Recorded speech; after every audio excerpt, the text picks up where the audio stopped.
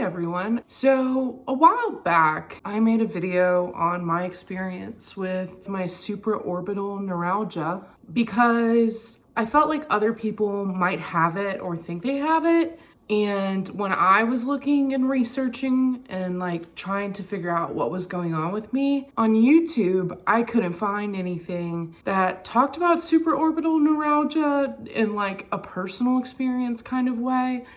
I feel like there's not very many videos that talk about it. It is listed as pretty rare if you look into it, and my neurologist had even confirmed it's rare.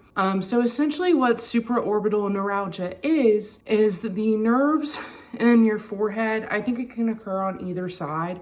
The nerves in your forehead and like the little dent you can feel right here. The nerves going through that are really sensitive, and a lot of times it can occur because of ill-fitting goggles or head injury or spinal injury or something. And I started experiencing symptoms maybe 2 to 3 years ago. It was frustrating because when I would try to articulate this stuff, even to my primary care doctor initially, and even the nurse doing the intake implied it was a migraine because of my menstrual cycle.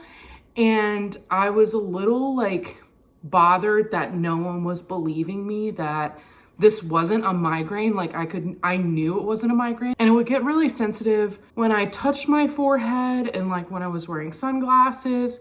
It spikes when I'm stressed, when I grind my teeth, hurts when I'm tired. If I'm being really expressive and talking really excitedly, it can shoot off. Some days it's like more sensitive than others. Eventually I was able to convince my primary care doctor to refer me to a neurologist. Essentially, when I went to my neurologist, he was like, this seems like this rare form of neuralgia. Sometimes it goes away on its own, but essentially, just as a backup, we need to test you for MS because people with multiple sclerosis tend to have neuralgia problems. And since at the time I was like 24, 25 when I was getting diagnosed, they were like, you're really young to be having this issue. So I ended up getting an MRI, and they did the one of my brain, so that was kind of uncomfortable because you have to like lay like really still and like try not to move your tongue and stuff. They found nothing wrong, thankfully. My doctor initially gave me I think I got a total of 3 injections of a nerve block with a steroid, and the first day it would hurt. Getting shots in your head in general, like that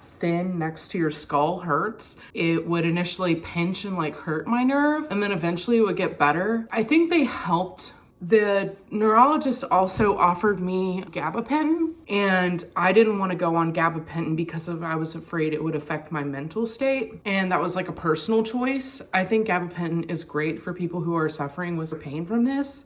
The last video I made, I got like 100 and, oh my God, there's a spider on my ceiling. I'm like worried it's gonna follow me. In terms of managing the pain, I use one of these a lot. So, this has like an ice pack in it. I just cannot stop staring at that spider. I'm gonna move. There we go. It's really soft. I think it's important to not use something that's really rough or like super frozen because it can hurt.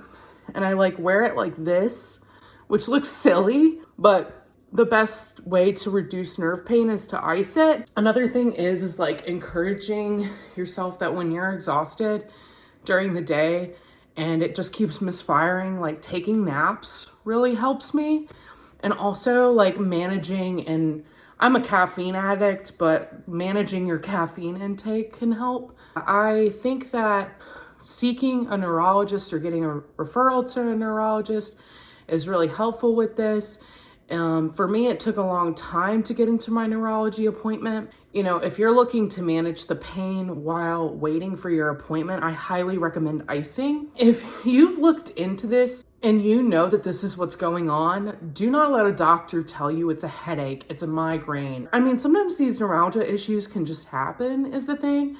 For me, there was one time that I hit my head that I can think of that could have caused it, but for the most part, I don't really think I had like any main cause. And sometimes these neuralgia symptoms can just like happen. That's why I got tested for MS. Like It wasn't directly related to a head injury. If it's been misfiring all day, it'll feel like this side of my face is kind of bruised, and it'll make me want to like shut my eye and not move my face. But yeah, my last video just got like a fair amount of views and people sharing their experiences. So I thought I would make a follow-up video. Sorry if this video is a little all over the place. I'm not used to doing like sit-down videos like this. Normally I'm like traveling or something with my sister. So if you have any questions, feel free to ask me in the comments. And then also like, please share your experience in the comments. I'm gonna link my other video and up in the corner somewhere during this video, so feel free to watch the other one. The other one is a lot less